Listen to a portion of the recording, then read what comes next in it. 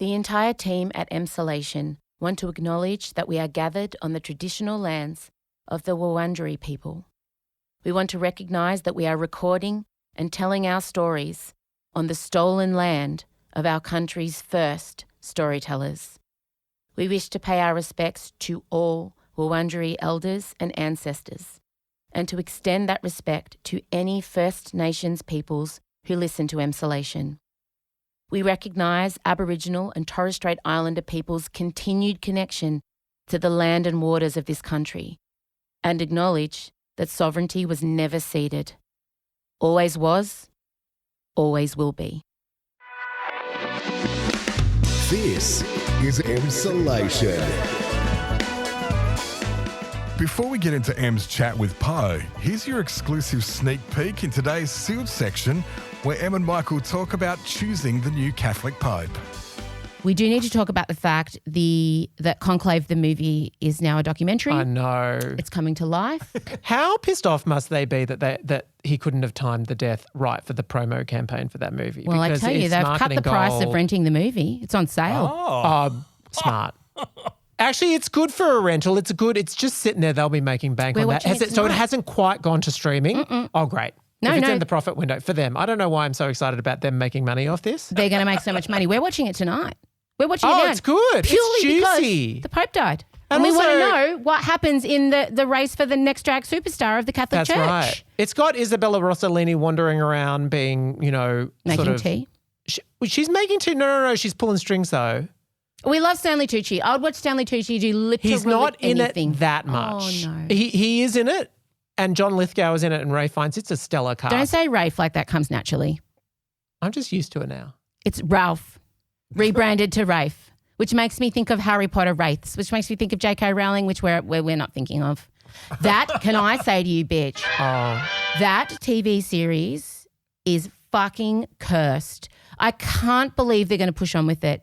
They've announced the new batch of actors. yes. John Lithgow is in it. Speaking of John Lithgow. John Lithgow has the only plausible excuse in that I am 1,000 years old and this is the last time I will work. Let me have this. I'm like, okay, bitch, fine, you're going to die. Well, also the last time I worked, but it's a 7-year gig.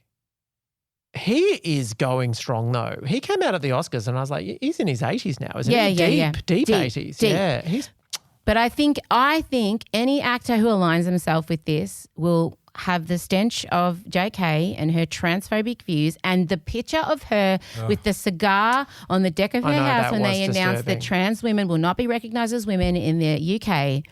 The response to that, ma'am, you are disgusting. And if that didn't put the nail in the coffin of the Harry Potter TV series, I'm so interested to see what happens, because the viewership will be my kids. Gen Zs are really who were in deep with Harry Potter in their childhood. My children have already said I will not be watching a frame, and they are both, would used to say what house they were in as part of their personality. yeah. So what's your prediction for that TV series? What do you think is going to happen? Do you think the worst of humanity and you think it's going to be a giant hit? I think it's going to be a giant hit. Fuck. They have to have the ceremonial robes. They have to always look amazing. So who's the dresses? Give me the dresses. Give me the reality show of the dresses. Oh, that's right. And Tell then me about those- after it's all said and done, get Andy Cohen in there, do a bit of a bitchy reunion. I need a reunion from all the popes, from all the cardinales that don't ascend. yeah. So when the smoke goes up, the cardinales get ushered out into the Real Housewives set with Andy Cohen sitting in the middle of them. And then we want to talk. We want to talk there. Oh my God. This writes itself. It writes itself. Plus, all the new TV series they're currently consuming, including why the new season of Hacks is disappointing Em. I'm also doing Last of Us weekly rollout. I haven't done it yet. Don't tell me. I can't say anything about it, but for anyone who has just Up to watched date. episode 2 of season 2, we're all in this together. Okay. I will be soon. Okay. They wheeled in the main director of Succession, Mark Mylod, The and money. it was an Money. epic. I read a cannot tell headline, you. best episode of television ever. It was like a season finale on top of a season finale on top of a season finale. Like you cannot believe how many don't things. say anything else. I'm also watching Hacks. Oh, loving. Yeah, this is fascinating. I'm really mad at Hacks. Yes, you have said yes. Okay. The writing feels lazy. It feels like they are hitting the same note with that relationship, which I thought we'd moved past. I needed the season to start with the show airing. even if they gave us ep 1 of night 1 of the show and then every ep after that is 2 weeks earlier and we get the lead up to that. But it just feels like we've gone back to season 1. I do not believe that 2 women of that caliber would be playing pranks that are like 10-year-old pranks. It feels like it's just not steeped in any believability. I would have been very interested for them to explore the internalized misogyny that is going into what's happening for Deborah's character and why she felt a man would have been better there, and how we could have really explored the way that that environment has created women who feel like they have to behave like men to get ahead. I'm a massive fan of the show, but maybe you two are viewing it through the eyes of camp gay men. Yeah. But as a woman, as a female comedian, as somebody who thought that we were getting a really complex look, it feels like they're gay men writing women. I'm viewing it through the eyes of somebody who feels like I'm watching, people I've worked with, people I know.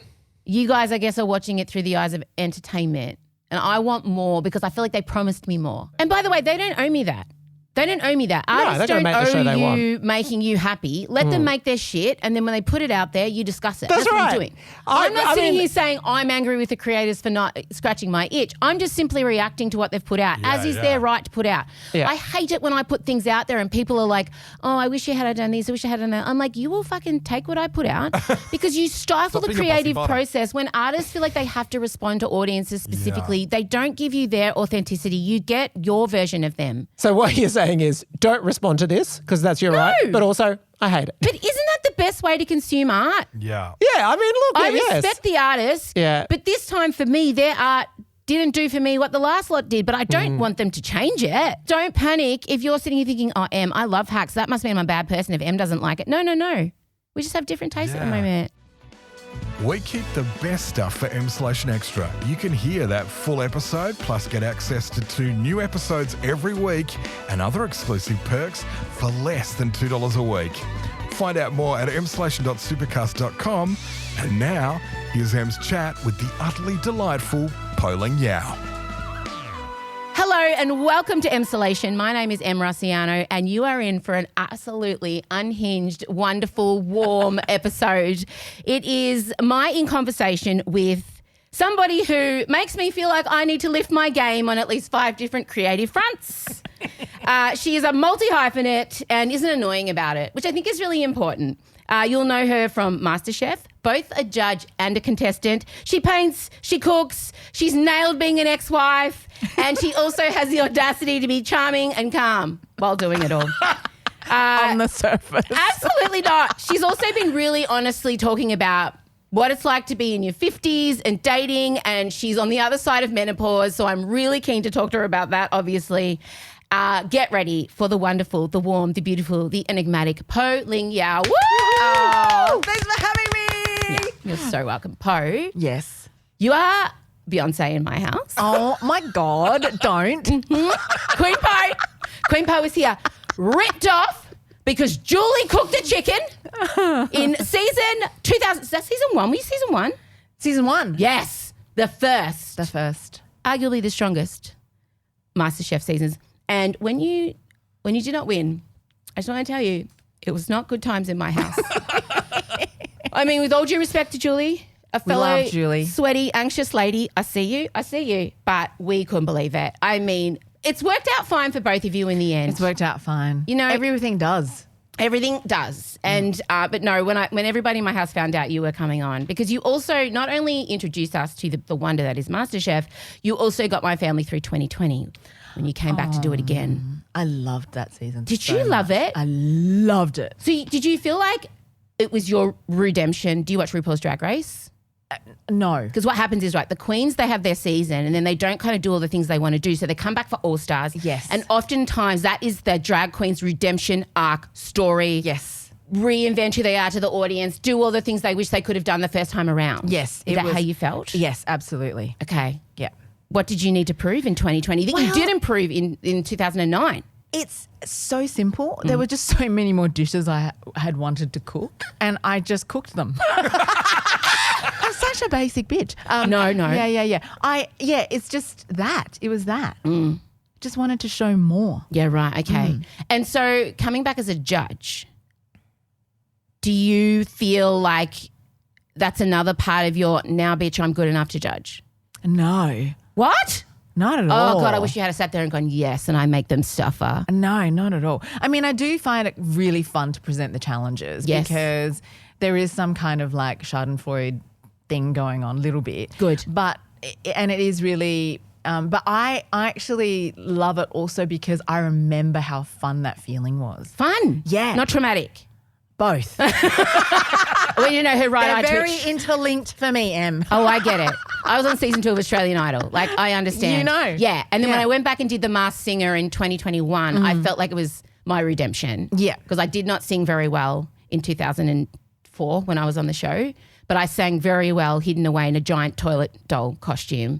And I felt like people knew I was a singer then. Yeah. And I felt good about doing it. So I understand. That's awesome. Yeah. Yeah. I felt like I had unfinished business, just as you did with the cooking. Yeah. I have with the unfinished singing. business. Yeah. Yeah. So did you definitely that the costume would have just allowed you to just It changed go my life. for it. I owe Yeah. Dolly so much. It enabled me Wow. to just do the thing I was there to do rather than worrying about how I was being perceived. Yes. What I was doing with my face, what I was wearing, you know, all of the things I was able to just sing. Focus, yeah. And which is crazy because the costume was like 100 kilos all up and I had like a steel girdle on and I had like this huge head and I had to move our little T-Rex arms as well as remember there were sticks. It was like sticks and remembering the lyrics. And I sang every single week live. Like everything I sang went out. I didn't That's realize you could put in your contract that you could pre-record like Anastasia did. She won. I got second. We both got second.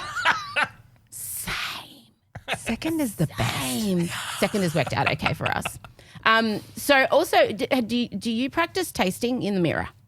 No. I would. Are you telling me something? Because Absolutely not. Oh. You've nailed. I did. I cannot in preparation look- for our interview, watch you eating, which would be strange in any other context. No, I'm terrible at it because you know why? I'm me. such a glutton and I don't want to look. I don't tailor how I look to how I'm feeling, and I'm usually like, let me get at it. So me and Sophia are both pigs, and we're always just shoveling into the food. Love that. And I'm always putting way too much in my mouth, and then when I go to talk, I'm like trying to masticate. Yeah. And like it's not a good look. But anyway, How do you hide? What if it's terrible? Are you good at? Do you have a good chewing poker face? Yes. Ah, We have to have poker face even when it's good. So you're chewing. Okay, show me what you do with your face if it's good. Oh. Now show me what you do with your face if it's just really terrible. This bitch. Same. You've nailed it. It's the same. I would be, can you imagine me for my sensory issues? Oh, yeah. I mean, I only eat 4 things. I would not be a good MasterChef judge. Have you got any plain pasta with butter that I could maybe try? Autistic, so. But me eating something, imagine me trying to do the poker face. I'm like, okay, this is me eating something good.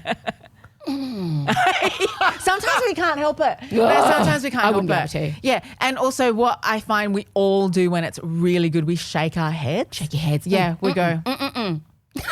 No, girlfriend, this can't be real. I live. So the MasterChef, we're back. It's back. It's back. this week. Yeah. And you are judging. I am. And what do you want us to know about this season? Because it's already in the can. You know Yeah. what's happened. Yeah. Give us your elevator pitch for this season. So it's back to win. Yeah. Wish I was in it. No, back to win. There is a part of me. 100%. I'd Yeah. be like, get out of my way, Callum. Yeah.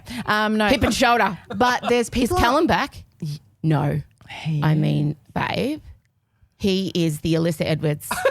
It's a drag queen that keeps showing up. No, you know who he is? The Jujubee. Yes. Callum is the Jujubee of MasterChef. Jujubee is a drag queen that has done, I would say, 4 or 5 seasons of Yeah. Drag Race and just keeps coming back. She But even turned up in the singing show. Yeah. But she's amazing, right? Jujubee's amazing. Yeah, see. Oh, no, you want to see Jujubee. Yeah, If you yeah. see Jujubee, you're like, yes.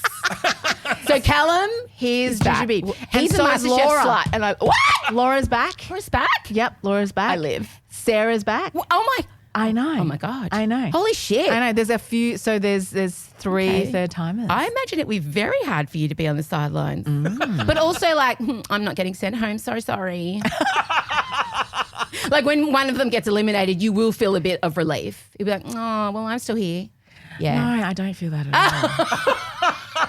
Really? Yeah, I feel yucky. Really? Yeah. Oh, you're a human. Yeah. You're still alive on the inside. I I respect am. that about you. Back to win. Okay, and will we be happy with the winner? Look at her. Well, Look at her there's no poker winner face. yet. We're still filming. Are you still in production? Mm-hmm. Oh, it's fresh. It's fresh. Okay. It's fresh, yeah. This season, the thing that I think, the word that I would use to describe it is it's going to be super entertaining. Lots of really fun guests. Okay, good. Not guests. Yeah, who aren't just chefs. Okay. So we're kind of broadening, but it's really good. It's really fun. Okay. And Lots not of that laughs. Not that it matters. How's our fashion? Like, what are we going for this season? Not that it matters. Not that a woman wears. Not we're reducing a woman to what she looks like, but Amazing. have you gone hard? Hard. Live. Yeah. That's one of my most exciting. Like, I love to see the fashion. Yeah. I do. Yeah. No, it's great. It's great. Charmaine de Pasquale is the stylist, and she does an amazing job. Oh my God. Because I don't know if you noticed, but we're sort of like slightly coordinated. So like Of course I Andy noticed. will have like Yeah, of socks course. matching my dress. Yeah. And that It's kind of thing. the OCD dream. Yeah. Don't worry, I noticed. Yeah, it's great. Yeah. And I go, "Bup, bup, bup, bup." Okay, good. It's good for my eyes. I'll focus on the food. So we're back. Masterchef is on what day and time? On the lady. 28th, Monday. Yep. The 28th it starts. Yep. And Channel 10. Channel 10. You can catch up on Template. Yep. Always do that. Of course. 7:30. See, I knew. Wow. did her Okay. homework. I've just played a sound effect that you can't hear. Let's get into the ex-husbands and menopause of it all. Do you see me? I'm closing my fact sheet because I'm so serious. I'll put it down here. She's deep diving. No, I'm crossing my legs. I'm sitting up straight. I needed to get the plug out of the way, which we love. Watch MasterChef Monday, 7:30, Channel 10. Do it on Template. It's back to win. Callum's back. What a slut. Love it. Right. How old are you? I'm 51. 51. Yeah. Okay, I'm 46. When did you realise that your hormones were up shit creek? Like, did you have a moment where you were like, the veil has dropped. My ability to show up as Po is not there anymore. I don't know what the fuck is going on. Did you have that moment? I don't think I was aware. Okay. I think things were happening in my marriage, but I just thought it was just sort of this gradual decline. It happens. You know, us drifting apart with different interests and stuff like that. Yeah. And also we had a really big age gap. And Right. I thought we were going to kind of equalize. Yeah. But I felt like it kept on traveling in the same direction. It happens. So you were married in 89 for the first time? Is that correct? Yeah, I think so. Yeah. I don't I know, do I'm a dates. freak with remembering things. Oh, I know. yeah, First right. husband was 89. Second husband was 2009. Is that correct? Autistic facts. You're my Yeah. special interest topic. No, sorry. no. Oh, met him in Met him 2009. in 2009, okay. But got married in... Girl, you got married young that first time. First time 24, and then with Jono, it was 5 years after we met, so whatever that is. So we're talking the Jono relationship is when things were just, yeah. And you were also living through COVID together as well. Well, no, I was on MasterChef. You were, because I was watching you and I was, so you were away. Yeah, for 5 months. Got it. Yeah, and then we broke up after that. I don't know why I felt like high-fiving you then. I don't know what the instinct was. But before you went away from MasterChef, you knew things were on the decline. Yeah. Yeah. But in a very quiet kind of a way. I imagine you're not. Yeah, that feels on brand for you. Yeah, nothing particularly sort of hardcore No. happening. Yeah. And within yourself, how are you feeling? Now. No, like back then. Back then, like my tolerance for like having an okay situation is quite high. And I think we were both we were stuck in this holding pattern when we didn't know what to do. Because the thing is, things can still not be right, but you can still dearly love each other. That's why it's so complicated. Yeah. It's not as simple as you hate each other and you split. If only it was. I know. Yeah, if only there was an affair or a moment where you're Yeah. just like, yeah, but it's not. Yeah, it would make it easier in some ways. But it wasn't like that. We still adored each other but we weren't gelling, you know? Do you feel like who you were was changing? Because I felt a monumental shift in who I am as a person, which is wild. I feel like I'm watching myself morph into the person I possibly should have always been, but had all these expectations and fears. And that's come with a late diagnosis of autism and ADHD and kind of reframing how I view myself in general. But the last kind of piece for me was when the veil dropped, when my estrogen levels disappeared and I was like, nah, fuck this. Yeah, I think so. I think getting older was definitely a piece of the puzzle, and also not being sure whether I wanted kids was starting to become this real pressure point. Yeah. And I was starting to really get out of the zone of having a child safely. Respect, sister. And Jono really wanted. I've had 3, so I respect that decision so much and I get it. I respect you too. Neither is right or wrong. No. But I see you and I'm like, I can see why that would be a good choice. Yeah, and to try. I love my children. Jono always would be like, let's just try it. I'm like, mate, you can't put it back where it came from. If we cannot return to sender. No, it is here for a long time. Yeah. Let's just try it. Such a man thing to do. Yeah. Because their body's not going to get fucked up all the time. You're not going to piss yourself when you laugh. So let's just try. And I just feel like it's so interesting how like there's so little conversation because everyone just sort of talks about all the really romantic mother things. Not me. And like I have had so many friends that have been very honest with me and they're like, breastfeeding is the most fucking unnatural thing I have ever done in my life. A million I felt %. so crap about myself. Yeah. And like, and then like also women that have said to me, you know, like, I had this one lady who I met on a trip where I was filming and she said to me, you know, I consider myself a bit of an alpha female. And she says, if you're someone who's very in control of your life, very independent, like there's quite a high chance of postpartum depression because you lose all of that and you're just in Wiggles world for I got it. no sleep and all this kind of stuff. And also people don't talk about things like, you know, having to grieve over the loss of your body and so much of your autonomy, right? And so I've always had those things on top of my mind because I've never, ever let it play into my life in any other respect. I've never worked in an office because I knew I didn't want to be part of that. I just because of my personality type. I so admire people that can do that, but I always knew that I could never work in that kind of space. So I've designed my life around that. So I'm just highly tuned into when something's going to impinge on that. And some people might call that selfishness, but for me, only women will get called selfish for not wanting children. Yeah, being creative, I've always been very aware of that. So I've always just been so like, I just don't know if I can go into a thing to see if it happens and we'll figure it out. Yeah. It's like, that's not good enough for me. I have to just want this so badly for me to be completely sure of it. I did get pregnant by accident, but it's crazy how much the hormones kick in because immediately I was like into it. I was like, I love a theme. I'm on board. Yeah. I was like, not sure about it. But as soon as it happened, I was just like, I'm in. Yeah. I was like so into it. But then I lost the baby. I'm sorry. And, thank you. I've been through that. It's brutal. Yeah. Especially when that pregnancy for me came at 40 or 38 and it was such a surprise because my other took, and then I was like 43. Oh, wow. And I was like, oh yeah, I want this. I want this. It's cool. Like I wasn't expecting it. And then to lose, I guess I grieved the life and the thing I thought was going to happen. Like I was ready and it's a big thing. I didn't know that. I'm sorry. Yeah, no. It's fine. It's not as fucked, but it happened and you're talking about it and that's amazing. So that was a little pressure point there that I just didn't know if I could ever deliver for him. And I was like, how long are we going to keep having this conversation? And also I really feel like I'm at the arse end of it now. Like I don't even There's cobwebs and rosé in there, babes. Mate, totally. And so I just respect you. This is such a great conversation for women to hear because it doesn't happen enough and because we are shamed into thinking that we are bad people if we don't want to grow a human within our person. And not enough people are – and Chapel Roan got roasted a few weeks ago for saying, all her friends with babies are really unhappy.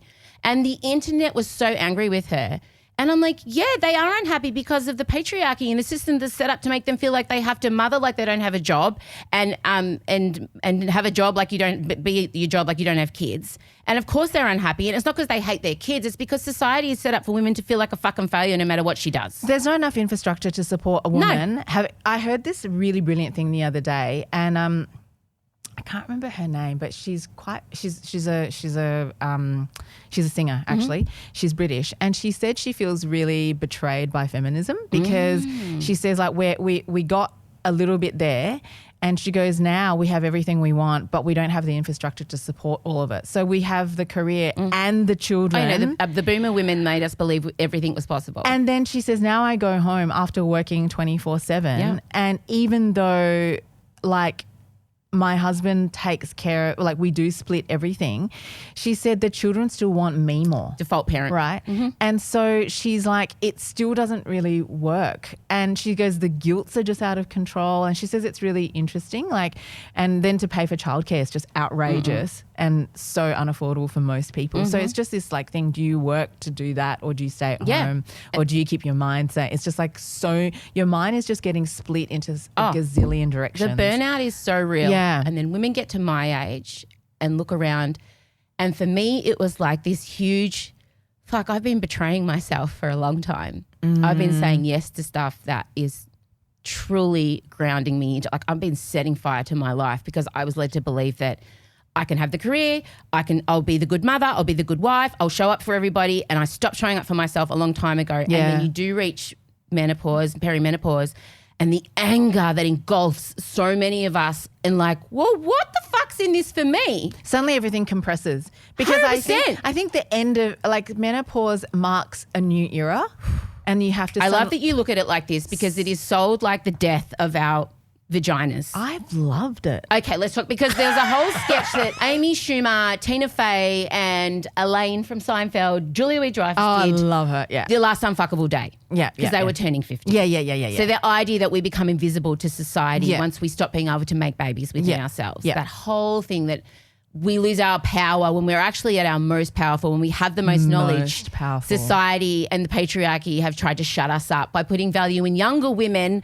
who don't have the knowledge that we have. And isn't it convenient that when we are at our most powerful, on the precipice of passing on all the knowledge we have and taking over everything, we get fucking shut down? How convenient.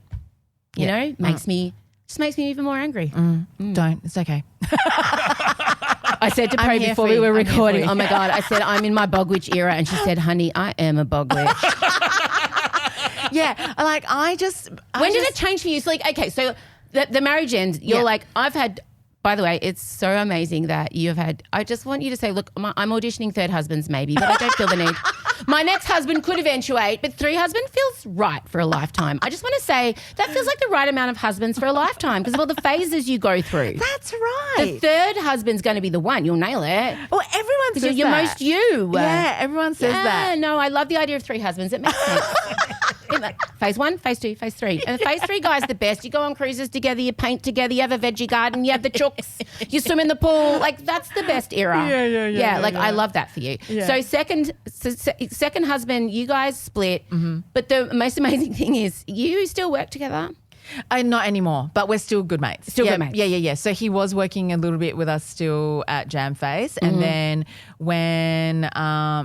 he's Just gone. It just doesn't happen anymore. Yeah, And your first husband ended up marrying your best friend. Yes. How Shania Twain of you. Yes. Oh yeah. Her story's amazing. Gosh, amazing. You need to go and look up the Shania. No, I know it. It's amazing. Yours was not as scandalous as the Shania Twain. Her whole life is amazing. It is. Yeah. It's so amazing. Are and you're fine with your best friend and your first husband? Yeah. We own a business together. Yeah. I'm just too petty and angry to ever do that. I respect you so. Teach me your ways, Bogwitch. I'm all about letting go. It's like, okay, whatever the opposite of that statement is me. Yeah, but I can't let go of little things. Same. I can, so sticky thoughts. If it's micro, Yes, same. I will literally, something won't even, I'll be a bit annoyed by something today, okay? Let's just say something happens to me. Yeah. Something, I'm a bit It'll annoyed. be a tone in someone's voice or an email, a line I don't like, something's condescending. Something. I'm the same. It's all fine. Yeah. And I'm like, whatever. Yeah. I will wake up burrow tomorrow into you. morning and my brain is re-angering, but amped it by 100. But I'll wake up and be like, why am I so It's so angry? I'll have to go bizarre. and do a bit of a stock take to remember because I've probably forgotten, but I know it's there. And then I'll be like, yes, that's why I'm angry. And I'm like, latch onto it. 100%. Sticky thoughts. Sticky thoughts are the worst. But if it's big, Okay. This I'm is like, very neurodivergent. I'm like, of you. I have no control over it. I'm cool with it. Yeah. And I just work with it. I'm good in a zombie apocalypse, terrible in a meeting. Yeah, I can't do meetings. But you put me in front of some zombies with a machine gun and Pedro Pascal and I will fucking save the universe. Don't ask me to remember where my wallet and keys are, you know? No, same. Same. Yeah. I've lost about 6 pairs of glasses in the last 2 weeks. I just leave them laying around. Around everywhere now. I have a pair. I'm the same. It's fine. It's good. But we're good at the really hard stuff and that's all that matters. Yeah. Yeah. So you've got the 2 ex-husbands. Now you're moving into your late 40s and no, early 50s. But when the I'm doing change. that. So this is I need you to give me the bog witch's guide to the other side of the rainbow. Yeah. Po's guide to bog witchery. Yeah, so I had a really early menopause, and I don't know. Oh, really? Yeah, no. 45. I was in full. Well, they put me on I'm on the heavy duty estrogen patches and progesterone and testosterone, and my bones were chalk. I was borderline osteoporosis. I'd put on 18 kilos. Oh, wow. It was bad. Yeah, I just had a baby, so it was weird. Oh, yeah, that will do it. And I went in and, my because it would doctor deplete said, everything. It did. Yeah. So at 45, I was told you're borderline full blown. Yeah. Oh, wow. My period was it was hectic. So you had the baby and your body was like, that's it, I'm shutting up shop. Full on. It was going out of business sale for my eggs. Clearly, I was just chucking eggs out. I got pregnant again. And after I lost the baby, I've now got a 6-year-old. I had him at 40. And then straight after that, just everything shut down. Yeah. It was bad. Wow. Yeah. So, 40. I got told about my peri, but they reckon I was in peri probably at 39, 40. Interesting. Okay. Yeah. So I don't know if I felt it because I was alone. Got it. So I cruised through it. Yeah. So I think there's nothing like butting up against things, personalities, people. That contrast is where you find those bad spots. Whereas I think I just cruised through it because I was on my own. So you're saying the key is not having a partner? Unfortunately, yes. Oh my God. I cannot tell you how much I love being alone. And like that's the other thing that I love about menopause is that all those that desire to want to be loved and longed for and to be the desire to be desired is just not really there anymore. Really? Yeah. So I just sort of am really chill. I find myself so much calmer, and I'm focused. It's because that part of my brain. It's freed up some database for other things. So I just feel like I'm living a much better life that's got more awareness and is more about me. And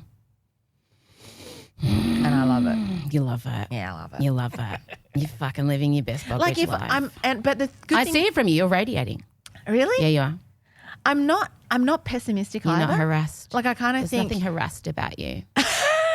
I think people see me and they're like, that woman is harassed. That woman is constantly being asked questions. People are infringing upon everything about her. You just sit down and you're like, yeah, I am. You are unbothered. But you have got a partner and 4 children. Three children. Oh, that is so much. Yeah. That's so much. I do. It's a lot.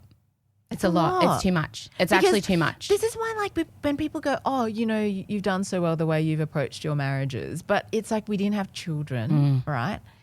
And it's a big thing to throw into the mix. And both guys were not idiots when we split up. They were really lovely. That helps to me. Yeah, non-idiot. So it's not just me. Yeah. Oh no, but I feel like you wouldn't have inspired them to be idiots because of the way you were behaving. Like I was hyper reasonable for both. Yeah, okay. Extremely. Again, whatever the opposite of hyper reasonable is me in an argument with my husband. I can imagine you're not giving yourself enough credit because I know you would have been. It would have all been. But I and so many women, I think, you leave it too late and you wake up and you're like, why is everything, the way that person's chewing, the way that they're making decisions, why does everything feel now? Everything feels like and felt like I'm getting better, a personal attack. It's just like, and I'm at a 9 out of 10 already with my resilience. Like I just don't have the resilience I used to have. And I'm like you, I've been a woman in the entertainment industry who, is opinionated, tattooed, short-haired for a long time, Italian, and, I know how to kind of dance and move around and be who people need me to be, but my ability to dance just left my entire body. And like you, I don't work well in environments that involve corporates and 9 to 5s, and unfortunately I found that out during breakfast radio in Sydney, which was soul destroying, but now I've set up my own studio and we all work to my schedule and that's great.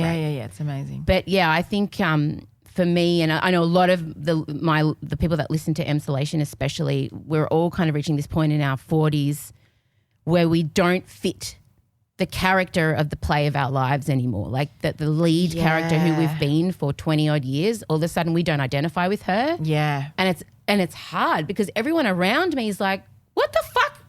What's happened to you? as I've set them up to believe me to be a certain way, and now I can't show up as her anymore. So where's the guide? Where's the how-to on what you do in that scenario when you got to change characters to survive? So do you blow your marriage up? Do you leave your job? Do you permanently scar your children because you just stop showing up for them? It's this horrible time in a woman and AFAB's life where you've got to either continue to pretend to be that person, which ends up costing, or you honour yourself and be the new version of you that actually works for you. Like it's hard. Yeah. I don't have any answers for you. That's all right.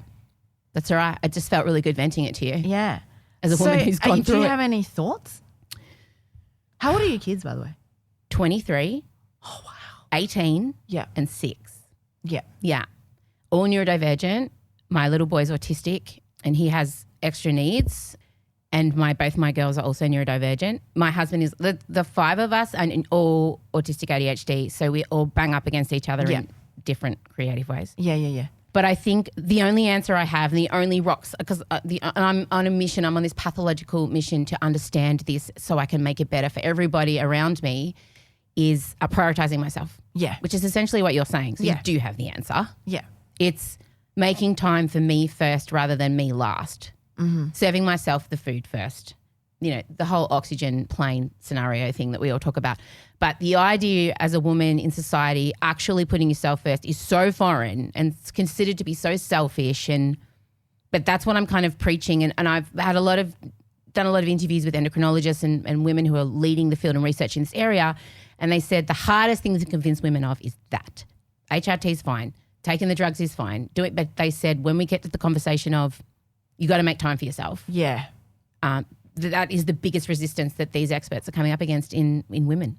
I think another thing that I had to get my head around also is like I think every time I've ever been in a sticky situation, the biggest the thing that's emancipated me from it has always been the thought of, oh, wait a minute, I'm not actually chained to this situation. I can actually do something about this. Isn't it wild when you I'm in realise an you can? affluent country. Yeah. It's not like I'm, in a dangerous situation. Yep. I will be able to find a way out of this because I'm smart, I'm industrious, I know all these things, so I'm capable. So there is an answer. I just have to keep digging for it. Yeah. Yeah. I love that. And when you do realise, and that happens to me a lot, I can just change this. Yeah. Well, it's in your hands at least. You forget that. Yeah, you forget that. You genuinely forget that as a woman especially, you can just, I'm just going to change it. But you forget you can give you permission to just be like, that's what I did. I'm like, you know what? I'm just going to start exercising. I'm just going to start. I'm just going to eat better. I've stopped drinking. I just decided because I knew my relationship with alcohol was really unhealthy. I was using it to cope. So I just said, you know what? I'm just going to stop. Yeah. And it was hard, and I'm not saying it just happened like that, but the changes happened when I just realised I could give self permission to make the changes. Yeah. But I had to make time to prioritise myself first. Yeah. That is you step need time one. to do those things. That is, going to the gym takes time. Well, yeah. Eating well takes time. Yeah, going to therapy takes time. Yep. So I started scheduling the time like they were meetings. Because in the past, if someone asked me to do something, the first thing that would go. And also I was mistaking downtime with being lazy. Yeah, I know, same. Do you know what I mean? Yeah, that's in my head as well. Like if I have a moment free, if someone says to me, are you free to do this? If I am having half a day off, instead of fiercely protecting that, I would have slid the work in there. But that half a day off was actually for me to do some writing, to, do my washing, like just catch up on life and just feel a bit more organised. Yeah. So not equating being busy with my self-worth. Yeah. I think a lot of women also, especially eldest daughters of immigrants, type A personalities. Yeah. We struggle with that concept of you're not lazy if you're resting. The other thing is I'm so crap at it. I'm still working on this, that even when I am resting, I feel guilty for most of it. So it's very ineffective resting. Why as do well. we feel that? I don't know. I notice the guilt if I'm just at a shopping centre, but I'm not there for a purpose, but I've just decided to go because I want to go to, I don't know, Mecca and look at a lipstick. I feel like a bear's chasing me, like I'm doing the wrong thing. Yeah. Do you get that? Yeah, I feel a bit heightened. And I'm like, this is meant to be fun, but why do I feel a bit I feel like I'm incapable of having fun if it's not tied to being productive. Yes. What are we going to do? I know. Honey? Well, I've started to do this thing where tell me your wisdom, Bogwitch. Well, I allow myself. So we shoot mainly 4 days, 4 to 5 days a week. And so Masterchef Monday nights, Channel 10, 10 play, 7:30. Make sure you're watching. Yeah. So I come home on Friday nights usually, and then I leave Sunday night, right? So I've got 3 days to just do some house stuff and rest or whatever. So I've banned myself from doing anything on the minute I get home. Love that. And I can only work Saturday and Sunday. Okay. Right? So like I'm talking washing. So I literally don't allow myself to do anything on that day. And how I let my brain off the hook a little bit is I go, okay, you can go nuts on Saturday and Sunday, but you have to rest on Thursday night and Friday.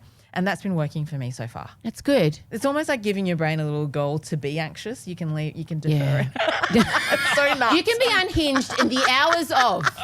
So it's like, yeah, it's just baby steps. Yeah. And now that I'm quite good at just doing nothing on Fridays now, so like that's a little tick in the box. Okay. So tell me about, I'm pressing the harp. Tell me about life on the other side of the hormonal havoc. Yeah. What have we got? Tell me about your life. Teach me your secrets, your ways. Well, it's all related to being alone again. Because what I Mate, you're preaching to the choir. I'm so sorry. Don't apologise. Yeah, because I feel like I need to take a property, a menopause property, just say to my husband and my family, Yes. give me a couple years. Like some people take a lover. I'm going to take a MP. property. Yeah, I'm going to the menopause property. I'm going to the MP. I feel like I can invite a bunch of other women. We create this community and then we return to our families, reborn, renew. Not a bad idea. It's the compound. It's a really good idea. I could start the compound for middle-aged women. Yeah. To just be like, guys, I love you. I'll check in with you a couple times a week, but I got to go stay with the ladies. Yeah. So being alone. Because what I find, because I sometimes observe that I'm able, since I've broken up, or since I've been alone, I can. And you've not been dating? No. Great. I've been moving through whenever something upsets me, I can process it so quickly. Because I'm not, other people's emotions all our emotions aren't ricocheting off each other and making each other more neurotic and multiplying it. And, you know how sometimes you come home from work, I'll just give you an example. You come home from work, you obviously got a weird expression on your face. Your partner goes, oh, what's wrong? And you go, well, you don't really want to hear. And then there's another extra layer of crap that's just added on by you walking into the house feeling a bit upset. Yeah. And so it's just like I don't have any of that. I come home and I see my dog. I love your dog. Is that a Westie? He's a Scottie. Oh, so cute. He's so cute. So cute. Yeah. He's my husband. That's Tim. Perfect. It's very short, but I don't mind. Gorgeous. Reliable. There when you need him. Doesn't say too much. Soft, cuddly. I love that. Warm. And so I think I've identified that as a very healthy thing for me. Yeah. And you know what the other thing is? I think it is definitely menopause talking, but I've always found it, I don't know, my personality type, I'm a bit suspect at the moment that I actually am bad at receiving love and I need to do more work on that. And maybe that's why I've always attracted the wrong person. Same. And so I'm better at feedback. How can I be better? I'm more comfortable in critique than in me too. But do you think that's cultural for us growing up with migrant parents? Definitely. Yeah. Are you the eldest daughter?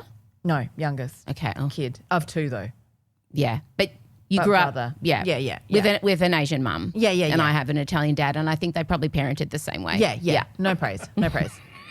None. Dad's better now. Yeah. But growing up, it's a different. And especially in Australia too, and you're like the first generation. Yes. Yeah. Migrant kids. I see you. Yeah. We try and win the love rather than. Yes. So everything I've done, and you're very impressive in that you're at the top of your game in a lot of things. And without being a wanker, I've gotten very good at a lot of things also. But that started for me when I was 5. When I was like, okay, I know that if I do something really well, my parents give me what I need. Totally. So I apply that to even now as an adult. My life, and I'm very bad at celebrating the wins. I never celebrate the wins. Pat myself I'm on the back. The next thing. What's next? Yeah, next. Yeah, I'm always about. And so we attract partners who are emotionally unavailable because that's what we're comfortable with, you know. And then all of a sudden, I think you get to an age, and then you realize, oh, you know what? No, I actually do want somebody who knows how to give love and teach me how to give love and fill the space. And I think you do recreate the dynamic you have at home. In your marriages. Yeah, they say you always attract what you feel. Your trauma. What you feel. What you feel. Comfortable with. Totally. And what you're familiar with. What you're familiar with. Not what's good for you. No. And sometimes we conflate the two. We think if something feels familiar that it's safe. We always conflate. And oftentimes it's the absolute opposite. Yeah. But sometimes I'm also in this weird stage where I think we try and do so much work, but does it work? And do we just, in the end, just do what we do anyway most of the time? Yeah. No, I love that. Posing her, fuck it. I'm going to do what I want, face. Because you know what's hilarious? I call Matt quite a lot, who's my ex, for dating when I was dating a little bit. Yeah. And Your first husband? Yeah, first husband. Okay. And he'd be like, Poh, he goes, yeah, do it, go. And I go, and I really shouldn't go because he kind of ghosted me a little bit, right? And then, but he's just calling and he wants to hang out. And he goes, technically you shouldn't, but you know what? You're going to do what you're going to do because the heart wants what the heart wants. The vag wants what the vag wants. And he's like, this is just going to play out how it's going to play out, Poh. And I was like, you're right. And there's maybe some wisdom in just letting it happen. Knowing the outcome. And knowing that you can pick up the pieces. Absolutely. That's sometimes what wisdom is. Yeah, but also I feel like you're probably walking into relationships with a different agenda now.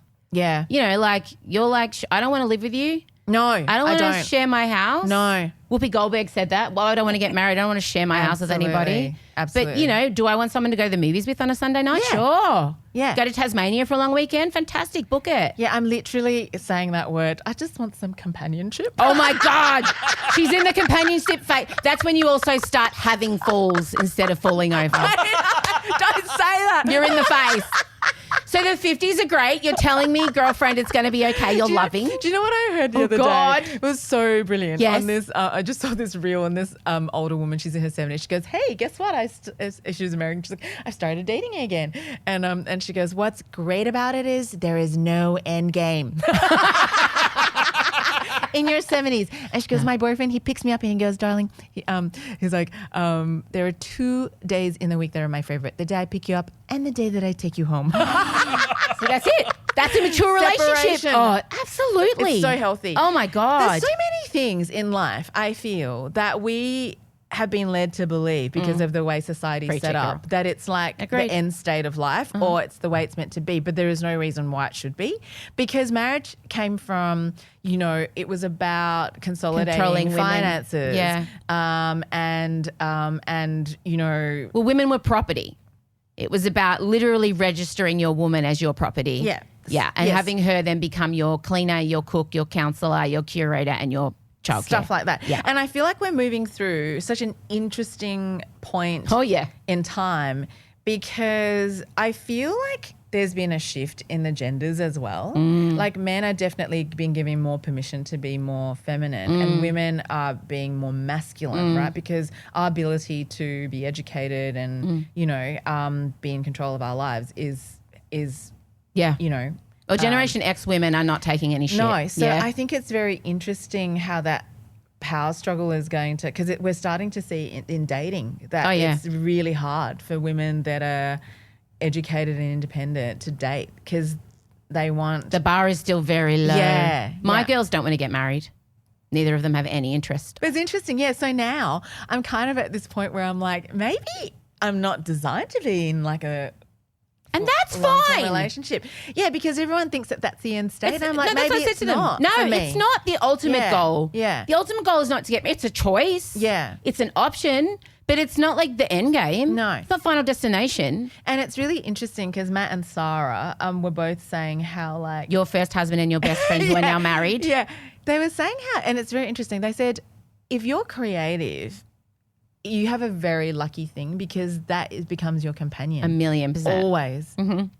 You know, when you're lonely and down, you can write music or, you know, and for me, it's painting and cooking. Yeah, creating. Your paintings are so amazing. Yeah. Oh, thank you. You have a reoccurring character, the girl? Yeah. Is she evolving? Could you paint something bog witchy? Yes, she's going into. Is the girl going to be into in the fields with the Absolutely. maybe around some fire, some bare feet, some howling at the moon? Not to tell you what to paint next, but I would buy that shit. If you did a menopause series of the girl evolving into the bog witch. She's evolving. This episode is called Bog Witch, just so everybody knows. Yeah, Bog Witch. Because I love that you, through your art, you have this recurring character. And she is evolving. She's evolving? Yeah, I never thought she would be, but she is. I can't wait to see the girl's wicked face. When I first started painting her, she was always in toddler state because I think I was in a child work. I was just sort of felt like I was in that stasis for a long time. I felt like I couldn't get out of that zone of like always wanting approval and, you know, being and returning to those childhood feelings really easily when I was put in, like, I think, I've done the work, and then like just like that. 100%, I see that. And I felt like I was like, I sort of started to think, that's just going to be forever. And then I got past that, and then she changed. She's a bit sassier now, and then she's next zone is Bogwitch. Can you make sure you please message me when this is happening? I want an original. I will commish. I can't wait. Poh, this has been everything I knew it would be. I've been a big fan for a long time. Thank you. I love the way you move through the world. Oh, thanks, Em. The way you move through the world is like it's damn near perfection. Oh, come on. No, truly. I really think you don't give yourself take from an overachieving fucking perfectionist sitting before you, take the compliment. Thank you. All right, I'll take it. Take it. Take it. Masterchef is back. Back to win. Monday nights at 7:30, Channel 10, catch it on 10 Play. Poh is, of course, judging this time. We can't wait to see the fashion. Not that it matters, but it does. It does. And all the other things you're doing. Have you got anything else you want to plug? Cookbooks coming out? What do you got for me? No cookbooks. I'm just chilling. You know, like chilling. That's part of the zone. That's part of the She's bog. in the zone. I'm busy swimming, having nudie swims on Fridays. Stop. Pause. I'm pressing the side quest. What do you mean? Tell me about the nude swims. Yeah, you know, that's the sort of stuff I'll do now. I'm like, no one's Is this here. part of Bogwitch life? I'm like, yeah. Nude swimming? Yeah. Where are you doing it? Togs. At home? Yeah, at home. In Adelaide? Yeah. In your pool? Yeah. Are you worried about the neighbours? Nah. Okay. I'm like, if they want to look, it's their problem. So you just get nude, and so the Daily Mail is going to have a field day with this. Maybe I shouldn't announce this to my neighbours, actually. No, I think you should. I think it's fine. Okay, so we're nude swimming. What else are you doing? Tell me more. Nude gardening. I don't care. Are you nude gardening? Just don't care anymore. I can see you in a little denim apron. Little denim apron with your beautiful designer little forks. What are they called? Diggy spoons? Shovels. Diggy spoons. Shovels. Diggy spoons. I can see you there with your nude just under with your apron. I bet your hair's in like a loose bun cascading down. You've got paintbrushes shoved in your bun too, because you might do a little bit of painting nude too. I could nude paint as well. I mean, I can see it for you. Yeah, I'm just kind of, it's really interesting. I used to be a very pent up, like little conservative child. Yes. So I'm just like really finding me now. I really am. Like, I'm like, if it feels good, do it. Can we pitch this series to ABC? Can you? Bogwitch. Bogwitch. My life as a bogwitch. Poh. I would watch the fucking shit out of that. Thank you so much for visiting us here. Oh, Em, it's been a pleasure. Good. Yay, Poh. Woo! Emsolation with Em Rusciano is recorded at Down the Hill Studios. Hosted by Em Rusciano with Michael Lucas. Executive produced by Benjamin Wasley. Produced by Em Rusciano. Edited by Ezekiel Fenn with videos by James Henderson. Socials by Benjamin Wasley, Em Rusciano and Marcella Rusciano Barrow, with assistance from Jem Evans and Isabella Hines. You'll find links to get more Emsolation on Instagram at Emsolation Podcast. And thanks for listening. We can't wait to chat with you again soon.